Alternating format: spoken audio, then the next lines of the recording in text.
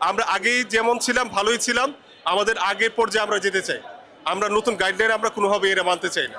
Starlink আছে, ওনাদেরকে কিছু সুযোগ সুবিধা দিচ্ছে, আমাদের জন্য কিছু সুযোগ সুবিধায় কিছু নিষেধাজ্ঞা দিচ্ছে। হ্যাঁ, তো আমাদেরকে যে নতুন নতুন নিয়ম কানুন যেগুলি জানাচ্ছে, এটা আমাদের কাছে বৈষম্য লাগতেছে। আবার ওরা চাচ্ছে হচ্ছে যে ওদেরকে প্রফিট থেকে, আমাদের যে প্রফিটটা আছে ওখান থেকে ওদেরকে 6% করে দিতে হবে। আমাদের লাইসেন্সের ফিটা মাত্রা অতিরিক্ত বাড়াইছে। টেলিকম সেক্টরটা হচ্ছে বাইরের দেশে, ওইখানের ইনভেস্টের সাথে আমাদের ক্ষুদ্র দেশীয় উদ্যোক্তারা পারবে না। আমাদের জীবন যৌবন সব পার করে ফেলেছি, এখন যদি এত টাকা আমরা ব্যবসা করবো তাহলে আমাদের তো মেরে ফেলা হচ্ছে। 5টা দাবির মধ্যে আমাদের এসওএফ ফান্ড রাখা যাবে না, আমাদের লাইসেন্স ফিটা কমাইতে হবে, টেলিকম সেক্টরকে আমাদের এখানে মার্জ করা যাবে না, ইন্টারনাল কিছু ফি কমাইতে হবে। এগুলো হচ্ছে মুখ্য দাবি।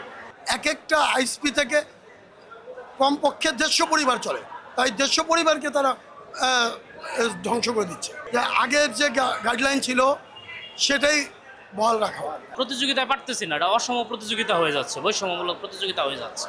যারা 4টা-5টা বড় বড় কোম্পানি আছে তারা সবাই এই সুবিধা পাওয়ার খসড়া যে গাইডলাইন হয়েছে ওইটার মাঝে ওটা রাখছে। আমরা এর আগেও আমরা আন্দোলন করছিলাম, দাবি দাবা জানাইছিলাম যাতে তাদেরকে এখানে অ্যাড না করা হয়, কিন্তু সেই দাবিকে তারা তোয়াক্কা না করে আবারও খসড়া নীতিমালাতে তাদেরকে রাখছে। আমি বিটিআরসির যারা কর্মকর্তা কর্মচারী ওনাদের দৃষ্টি আকর্ষণ করছি, চেয়ারম্যানের দৃষ্টি আকর্ষণ করছি, সর্বোপরি প্রধান উপদেষ্টার দৃষ্টি আকর্ষণ করছি এই ব্যাপারটা যাতে হচ্ছে তারা এটা পর্যালোচনা করেন এবং আমাদের দিকে সদয় দৃষ্টি দেন। এইটা যদি হয়ে যায় তাহলে আমাদের সেক্টরটা হুমকিতে পড়ে যাবে, আমরা আর সাস্টেন করতে পারবো না। এই ভয়েই মূলত আমাদের এখানে আসা। আমাদের স্মারকলিপিটা আমরা জমা দিছি ওনাদের কাছে। এখন আমাদের ঊর্ধ্বতন কর্মকর্তারা কথা বলতেছে, ভিতরে তারা আছে, তারা মিটিং করতেছে, তারপর আমরা বলতে পারবো আমাদের উপরে কি নির্দেশনা আসে। আমাদের সাথে যে মিটিং হয়েছে, আমরা আনুষ্ঠানিকভাবে আমাদের যে দাবি দাবাগুলি ছিল চেয়ারম্যান মহোদয় বরাবর জমা দেওয়া হয়েছে এবং কমিটির কাছেও দেওয়া হয়েছে।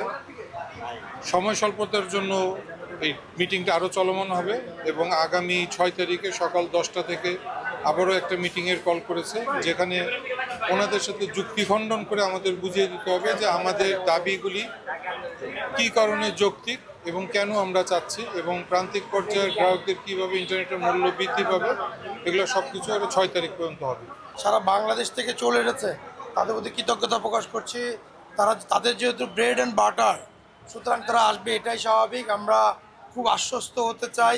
চেয়ারম্যান মহোদয় বলেছেন এমন কোনো কাজ করবেন না যাতে করে দেশীয় উদ্যোক্তাদের কোনো ক্ষতি হয়, আমরা সেই কথা আস্থা রাখতে চাই।